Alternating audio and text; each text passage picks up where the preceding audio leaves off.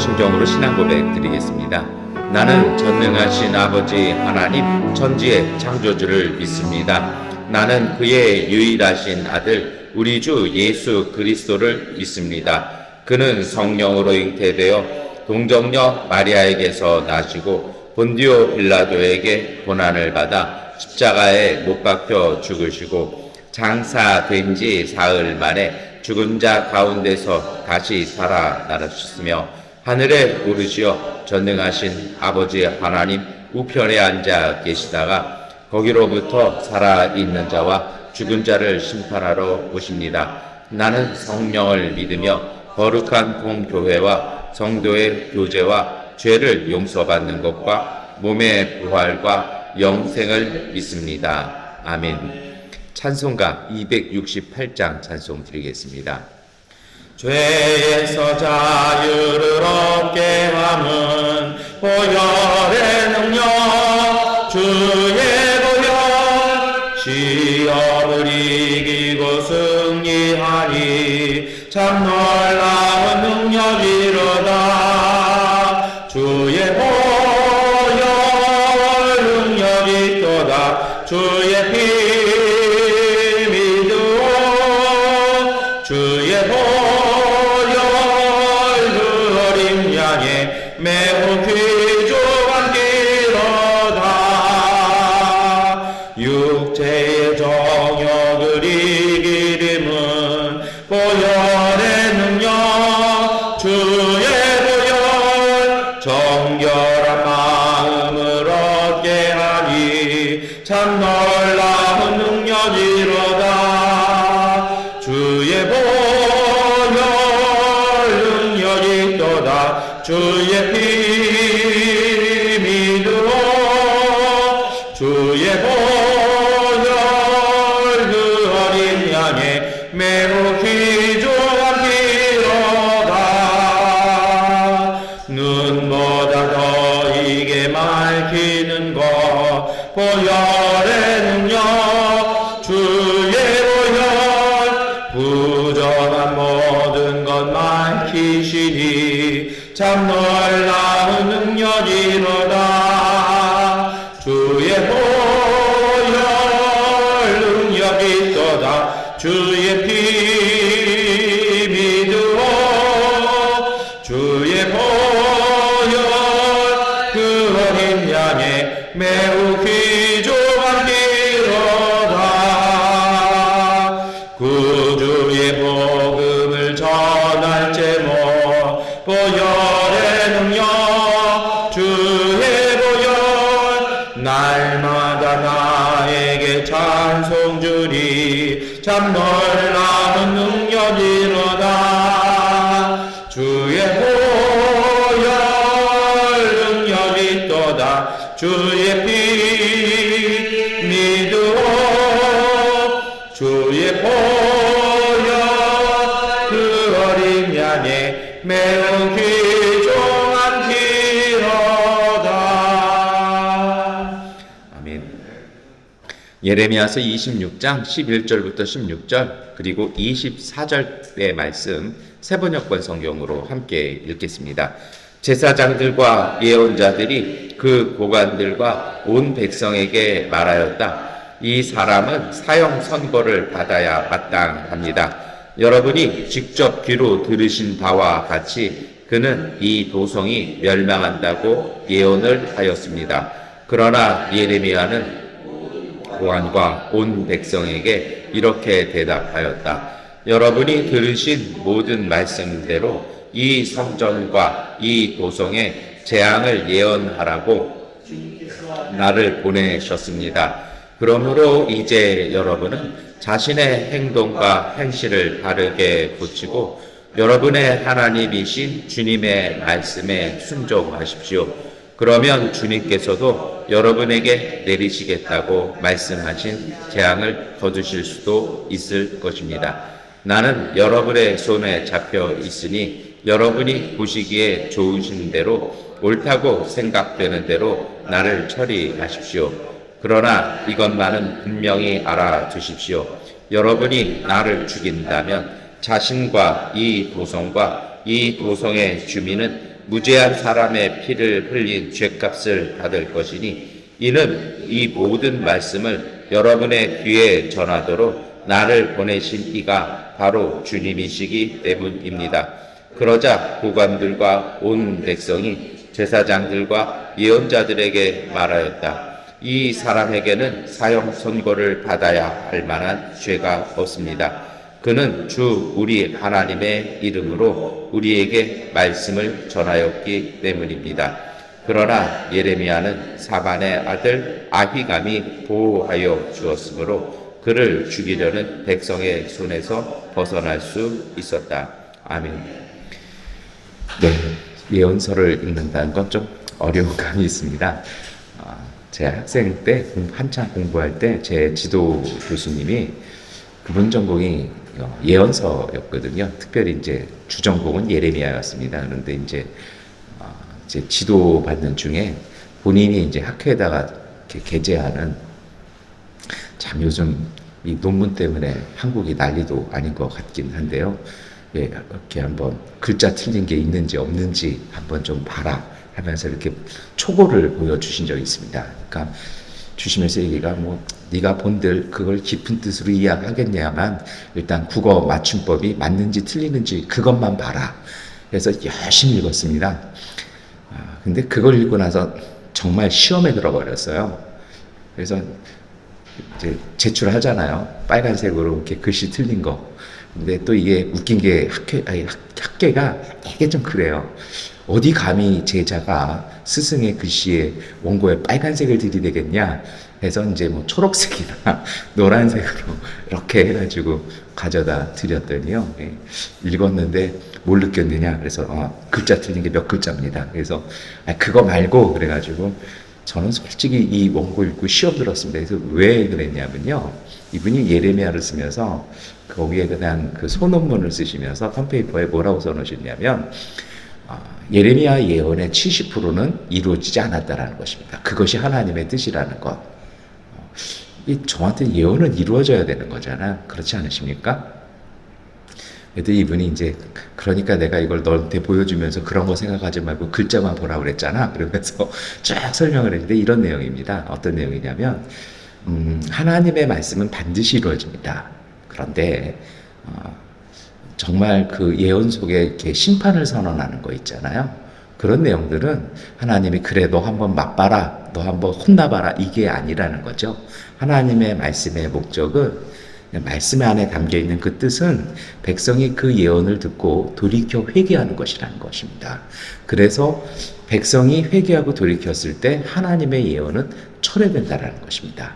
그래서 하나님께서 예언을 주실 때, 예언자들에게 주실 때 그 중에 70% 이상은 이루어지지 않기를 바라는 것이 하나님의 뜻이고 실제 그렇게 된다는 것이죠. 그래서 하나님의 말씀, 특별히 예언서에서 제일 중요한 건 그 말씀을 그 말씀을 들은 신앙인의 응답이 더 소중하다라는 것입니다. 그러면서 대화는 일방적인 이야기가 대화가 아니라 함께 나누고 같이 결과를 도출하는 것이 대화라면 하나님의 말씀 앞에서 오늘 우리는 하나님과 함께 더불어 대화해야 한다라는 것이 그 소논문의 요지라는 것입니다. 그때는 이해가 안 됐습니다. 그때는 좀 시험에 들어가지고 한동안 예레미야 안 읽었던 기억이 납니다. 오늘 이 말씀을 드린 이유가 있습니다. 그 논문의 본문 텍스트가 바로 이 예레미야 26장 말씀이기 때문입니다. 왜냐하면 앞에 내용이 이래요. 오늘 우리가 읽은 내용은 어떤 얘기냐면 제사장들과 예언자들, 그러니까 예루살렘 성전의 왕실 제사장과 예언자들이 예레미야를 고발합니다. 왜냐하면 예레미야가 이 예루살렘이 이대로 가면 망할 것이다. 하나님이 우리를 심판하실 것이다 라고 예언했기 때문입니다. 이것은 왕실 모독죄고 국가반란죄고 예루살렘 성전 모독죄에 해당하는 것입니다. 이와 동일한 이야기를 하신 것이 예수님이었기 때문에 예수님도 성전에 의해서 고발당하셨습니다. 그런데 그러한 재판 가운데 이런 소동이 막 벌어지니까 이제 그 밑에 성전 밑에 있는 왕궁에서 그 소동 보고서 이제 관련 그 공무원들이 올라오는 거죠. 고관들이 올라왔다고 돼 있지 않습니까? 와가지고 왜 그러냐? 그러니까 이제 쭉 얘기하는 것이 12절입니다. 그 예레미야가 이제 자신에 대해서 얘기하는 것이죠. 이것을 하나님께서 내게 말씀을 주셨다라는 것입니다. 그리고서는 하나님의 뜻, 말씀 안에 담겨 있는 하나님의 뜻을 예언자로서 다시 전하기 시작합니다. 그것이 13절인데 우리 함께 읽겠습니다. 그러므로 이제 여러분은 자신의 행동과 행실을 바르게 고치고 여러분의 하나님이신 주님의 말씀에 순종하십시오. 그러면 주님께서도 여러분에게 내리시겠다고 말씀하신 재앙을 거두실 수도 있을 것입니다. 아멘. 하나님은 이대로 두면 심판하실 것이지만 백성이 회개한다라면, 돌이킨다라면 하나님은 그 예언을 철회하실 것이라는 것입니다. 그리고서 예레미야가 이제 자신을 위해서 한마디 합니다. 뭐 어차피 나는 잡혀가지고 이렇게 있으니까 죽이든 살리든 당신들 마음대로 하라는 것입니다. 그러나 꼭 하나 기억하라는 겁니다. 정말 성경에서 오랜만에 나오는 이야기가 있죠. 레위기와 신명기에 나왔던 율법 하나를 딱 꺼냅니다. 뭐냐면 어떤 한 사람이 그 성을 지나가다가 무지하게 죽을 경우에 그 성읍의 그 죄값, 그 피값을 물리겠다라는 고대 율법을 다시 꺼내놓습니다. 그리고 이 이야기를 들은 이 고관들과 백성들은요, 제사장들과 예언자들에게 이야기합니다. 이 사람 죽이지 말자라는 것입니다. 왜냐하면 그는 정말 우리에게 하나님의 말씀을 전했다라는 것입니다. 여기까지가 사실 우리가 읽은 말씀이고 건너뛰어서 24절이 딱 나오죠. 그 이후에 어떤 일이 벌어지냐면 오늘 집에 돌아가셔서 한번 이렇게 산천히 살펴보셔도 좋습니다. 이러한 일들이 진행되고 있을 때, 그러니까 백성의 여론이 어디 쪽으로 돌아섰습니까? 예레미야 쪽으로 돌아선 것이죠. 이것은 주님의 말씀 맞다. 죽이면 안 된다. 라고 얘기할 때 이 소리를 누가 듣냐면 여호야김 왕이 듣습니다. 그리고 여호야김 왕이 직접 죽이려고 찾아옵니다. 죽이라고 보냈더니 죽이지 않으니까 찾아온 것이죠. 그리고 그 왕이 와서 한 일들이 그 뒤에 이렇게 나옵니다. 이 왕이 어떤 사람이냐면 그 아버지는 요시야 왕입니다. 이 요시야 왕은요, 유대 역사 마지막에 정말 하나님 앞에서 선한 왕이었습니다. 성전을 개혁했던 사람이죠. 그런데 하나님이 나가지 말라는 전쟁에 또 길을 쓰고 나가서 거기서 전사합니다. 그러고 나서 이 자기들의 전쟁도 아니에요. 이 오른쪽 왼쪽 큰 나라들이 싸움하는데 사실은 정치적으로 어느 한쪽은 편을 들어야 되잖아요. 근데 하나님이 예언자들을 통해서 주신 말씀은 그 전쟁에 참여할 것이 아니라 요즘 우리 시대 말로 하면 등거리 외교, 미국 편도 중국 편도 아니고 고소에 적절하게 이렇게 이용하라는 것이 주님의 뜻이었는데 한쪽에 탁 참전을 하면서 전사합니다. 그러게 어떻게 될까요? 국가 비상사태잖아요. 그래서 그 아들 여호야김이 왕이 됩니다. 이런 시국의 왕이 되고 나니 이 아들은 어떤 생각이 들까요? 우리 아버지가 한쪽에 편들어서 전사했는데 다른 쪽이 전쟁에서 이겼거든요. 그럼 또 그쪽에 잘 붙어야 될 거 아니에요? 그래서 지금 정책을 뭐 이쪽이냐 저쪽이냐 이루고 있는 판에 예레미야가 그거 아니라고 하면 자신의 정책이 근본이 뒤흔들리죠. 근데 봤더니 이게 예레미야만 그러는 게 아니에요. 여러 사람들이 그렇게 전하니까 그렇게 전하는 족족 죽입니다. 그리고 우리가 읽지 않은 부분은 어떤 내용이냐면 이 우리아라는 그 예언자가 그 예언을 하니까 죽이려고 해요. 그랬더니 예언자가 그 정보를 속히 알고 이집트로 도망을 갑니다. 다시 말하면 여호야김하고 불편한 쪽입니다. 그랬더니 어떻게 하냐면 이제 암살 부대를 보내가지고 거기까지 가서 체포해가지고 마치 옛날 우리나라 중앙정보부장 하셨던 사람 끌고 왔던 것처럼 데려다 놓고 왕실 앞에서 처형을 해버리는 이야기를 합니다. 그 정도로 여호야김은 자신의 정책에 반한 예언자들은 살해했던 사람이라는 겁니다. 그러나 예레미야는 고관 중에 한 사람이었던 이 사반의 아들 아히감, 다시 말하면 이 사실은 정통 왕실 귀족이기도 한 사람이죠. 이 사람의 보호 속에 생명을 구원했다라는 것입니다. 이것이 오늘 우리가 읽은 본문의 내용입니다. 이걸 가지고 뭘 어떻게 기도해야 할까요? 여러분, 첫 번째로는 이것입니다. 오늘 예레미야가 전한 예언의 그 중심이 있죠. 하나님의 뜻이 있지 않습니까? 우리가 읽었던 13절의 말씀입니다. 오늘 우리의 삶 속에 정말 소중한 것이 있습니다. 정치적 판단도 좋고 경제적 판단도 좋습니다. 그러나 가장 중요한 것이 있다라면 그것이 13절 말씀입니다. 오늘 우리의 행동과 행실이 하나님의 말씀 앞에서 옳은지를 살펴보고 그 말씀 앞에 바르게 서는 것이 중요합니다. 그것이 서 있다라면 하나님께서도 오늘 우리에게 재앙을 내리지 못하신다라는 것입니다. 왜냐하면 그것이 바른 길이고 바른 뜻이기 때문입니다. 그래서 여러분, 오늘 우리가 정말 우리에게 소중한 건 그것입니다. 우리가 오늘 무엇 하느냐, 우리가 어디까지 진도가 나왔느냐, 이건 필요 없다는 것 같아요. 정말 소중한 건요, 내가 하나님의 말씀 앞에서 바르게 서 있는지가 중요합니다. 그것이 되어지지 아니하면 마치 옷 단추를 꿰맬 때에 잘못 꿰매는 것과 같습니다. 왜 이런 일이 벌어질까요? 사실은 오늘 우리가 읽었던 본문에는 대조적인 것이 보이지 않습니까? 똑같은 예언자고 똑같은 제사장인데, 예레미야도 제사장집 아들이잖아요. 예루살렘 쪽하고 아주 막 격렬하게 부딪히잖아요. 왜 그럴까요?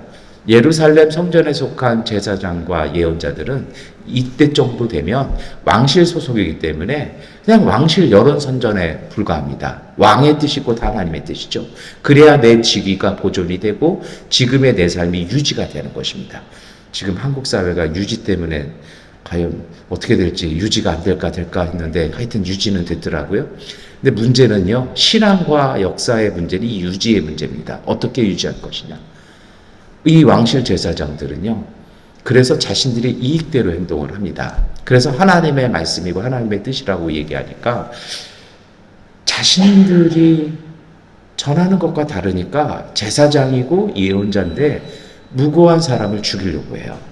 이미 이것으로 제사장의 자격, 예언자의 자격은 상실한 것이죠. 그것뿐만입니까? 오늘 우리가 읽지 않은 부분이 있습니다만 이 여호야김 왕이요, 부하들한테 죽이라고 보냈더니 죽이지 않으니까 직접 왔던 이 사람이요, 자신의 생각, 자신의 정책과 반하기 때문에 예레미야, 하나님의 말씀 전에도 그 말씀을 전한 사람은 모두 족족 살해해 나가는 이 폭력과 횡포, 이것은 역사의 악인들만 갖고 있는 것일까요? 그렇지 않습니다. 오늘 우리의 본성 속에도 이 모습은 담겨져 있습니다.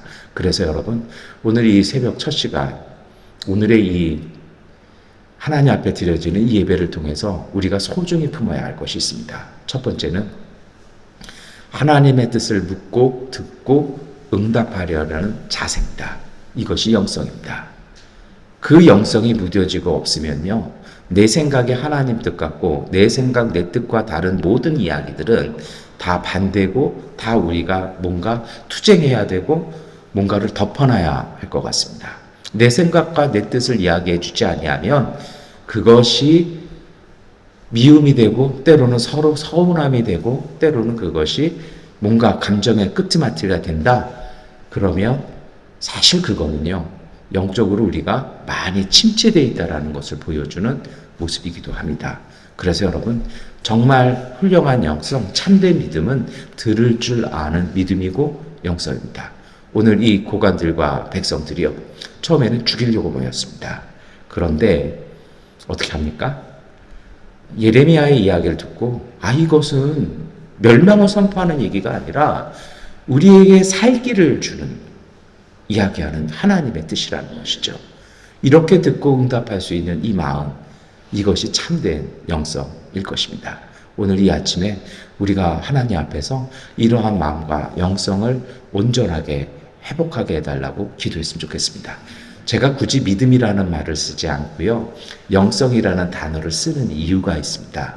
왜냐하면 믿음이라는 말과 영성의 차이는요, 영성은요, 사실은 그래요, 영적인 성격이라고도 얘기할 수도 있습니다. 이것은 매일 우리 속에서 자라나는 것입니다. 그래서 정말, 그리고 이것이 우리의 삶 속에 얼마만큼 영향을 끼치느냐라는 그런 표현이기도 하거든요. 오늘 우리가 이 새벽에 다시 점검하고 확인해 보아야 될 것은 바로 이것입니다. 내가 주님의 말씀을 듣고 그 말씀 앞에서 때로 내가 궤도가 조금 달라졌을 때 내가 다시 주님의 말씀 앞으로 원래의 자리로 회복할 수 있는 그 힘, 그 신앙의 힘, 이것이 영성입니다. 여러분, 그러한 영성으로 오늘 우리가 이 아침을 열어 나갔으면 좋겠습니다. 여러분, 오늘 하나님은요, 이것을 굉장히 중요하게 얘기하십니다. 왜 그럴까요? 요한계시록 2장 5절에 이렇게 말씀하시죠. 그러므로 내가 어디에서 떨어졌는지를 생각해 내서 회개하고 처음에 하던 일을 하여라. 내가 그렇게 하지 않고 회개하지 않으면 내가 가서 내 촛대를 그 자리에서 옮기겠다. 에베소 교회를 향한 책망이었습니다. 에베소 교회가 첫사랑을 잃어버렸어요. 그러자 예수님께서 뭐라고 얘기하시는 것입니까? 그 본질에서 벗어났다는 것입니다. 처음에 하던 일, 무조건 옛날에 하던 일, 그건 아니죠. 정말 예수님 앞에서, 하나님 나라 앞에서 복받고 귀하게 되는 그 은혜, 그 사명의 자리 지키라는 것입니다. 그러지 아니하면 하나님 나라의 은총의 촛대가 옮겨질 것이라는 것입니다. 사실 이 말씀이 저와 같은 목회자들이나 선교사들이나 하나님의 소명을 일하는 모든 이들에게는 정말 시금석 같은 말씀입니다. 정말 내가 하나님 앞에서 성실한지, 하나님이 내게 주신 일 속에 내가 와 있는지, 그 말씀 앞에서 온전히 서 있는지를 정말 보아야 할 것입니다. 여러분, 그러면 이것을 어떻게 할까요? 마지막 이야기를 드리겠습니다. 오늘 예레미야는 뭐 앞에 바르게 서라고 얘기합니까? 주님의 말씀 앞에서 바르게 지키라고 얘기합니다. 왜 그럴까요? 우리가 하나님의 말씀과 뜻을 실천하는 것도 있습니다만 뭘 알고 깨달아야 실천이 되지 않을까요? 그래서 히브리서 4장 12절은 말씀을 합니다. 하나님의 말씀은 살아있고 힘이 있어서 어떤 양날칼보다 더 날카롭습니다. 그래서 사람 속을 꿰뚫어 혼과 영을 갈라내고 관절과 골수를 갈라놓기까지 하며 마음에 품은 생각과 의도를 발견합니다. 여러분, 하나님의 말씀 앞에 우리가 바른 영성, 참된 영성으로 응답할 때요, 앞서 말씀드린 것처럼 하나님은 우리의 본 모습을 깨닫게 하십니다. 우리가 얼마만큼 밀려나와 있는지, 얼마만큼 우리도 모르게 떠밀려와 있는지 하나님의 말씀은 제일 먼저 우리로 하여금 깨닫게 하십니다. 그것을 깨달았을 때 여러분, 우리가 하는 일이 있죠. 그것이 응답입니다. 오늘 우리가 읽었던 예레미야서의 이 말씀 앞에서요, 오늘 내일 우리가 계속 예레미야 말씀을 볼 텐데요, 백성과 고관들은 얼른 깨닫습니다. 우리가 말씀과 멀리 떨어져 왔다. 근데 똑같은 말씀이 임했는데도 여호야김 왕은 내 말이 곧 하나님의 말과 같다는 말로 내 말과 다른 말하는 모든 사람은 죽여야 한다. 이것이 인간의 고집이고 악함일 것입니다. 여러분, 정말 하나님의 말씀 앞에서 우리의 모습을 깨달아야 합니다. 옛날에, 지금이야 비행기들이 GPS가 있으니까 항로가 자동적으로 지도에 이렇게 다 표시가 되지 않습니까? 그런데 그런 거 없을 때요, 1980년도 이전에는요, 비행기나 선박들이 운항을 하면 이 어디를 어떻게 날아가는지를 몰라요. 옛날에 하도 낮게 나니까 지형짐을 대충 보면 짐작을 했죠. 근데 높게 날다 보니까 몰라요. 그래서 어떻게 합니까? 예전에는 기장, 부기장하고 꼭 항법사 앉잖아요. 이 사람 하는 일이 지도 위에다가 우리가 몇 시간을 몇 도로 날랐고 어디에서 몇 분 만에 몇 도 꺾었고 이거 다 기록하잖아요. 아무리 꼼꼼하게 기록을 해도 실제 측정을 해보면 틀리다라는 거예요. 왜요? 비행기가 바람에 밀려갔기 때문입니다. 그래서 어떻게 하냐면 별자리나 이런 걸 보고 관측기계가 있어요. 그걸 보고 이렇게 옆에 그려냅니다. 그러면 실제로 이걸 딱딱 다시 재보면 몇 도 틀어졌다 하면 다시 궤도 수정을 하죠. 근데 비행기 그 조종하는 조종사는 내가 몇 도 밀려났다 전혀 못 느끼죠. 왜요? 자기는 앞에 나침반 보고 정확하게 틀었거든요. 근데 그 안에 있는 그 누구도 우리가 얼마나 떠밀려 왔는지는 모릅니다. 중요한 건 이것입니다. 하나님의 말씀은 오늘 우리도 모르게 우리가 어디로 떠밀려 갔는지를 깨닫게 하십니다. 그래서 바른 영성은요, 그것을 깨달았을 때 이 가는 길을 내가 굳이 꼭 가겠다 고집 부리는 것이 아니라 원래 내가 있어야 될 궤도, 하나님 앞에서 하나님께서 불러주신 그 길로 다시 돌아가겠다라고 다시 그것을 수정하는 것, 사실 이것이 영성의 힘이고 믿음의 결단입니다. 오늘 우리가 그러한 믿음의 결단 속으로 살아갈 때 예레미야가 백성들에게 주었던 그 말씀이 이루어질 것입니다. 하나님께서 오늘 우리를 온전하게 하실 것입니다. 그리고 그 하나님이 불러주신 촛대 위에 요한계시록의 말씀처럼 하나님의 영광의 촛대는 우리를 발견할 것입니다.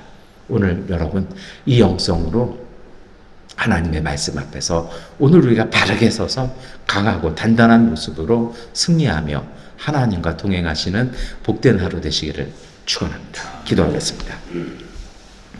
하나님, 오늘 우리도 모르게 떠밀려 왔으면서도 자꾸 이 떠밀려 완 이 자리를 주님의 길이라고 여길 때가 참 많습니다.